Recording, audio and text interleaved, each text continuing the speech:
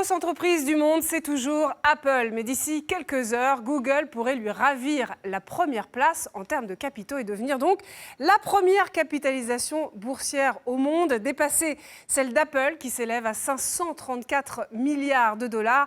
Et ce, grâce à de très bons résultats publiés hier soir. Google a en effet publié un bénéfice en hausse de 12% à 16 milliards de dollars. Alors ce changement sur les podiums des géants de la tech, eh bien, il reflète ce dont on a déjà parlé, une petite baisse de forme chez Apple. Vous savez que Tim Cook, le PDG, a admis la semaine dernière que les ventes de l'iPhone, qui génèrent 2/3 du chiffre d'affaires d'Apple, pourrait commencer à reculer au premier trimestre. En revanche, chez Google, enfin on dit Alphabet maintenant, puisque la maison mère s'appelle Alphabet, les cœurs de métier, donc le moteur de recherche, la publicité en ligne, restent très rentables. Le groupe a bien négocié aussi sa transition vers le mobile, et puis il garde bien la main sur des applications qui figurent parmi les plus téléchargées, comme Gmail, Maps ou encore YouTube.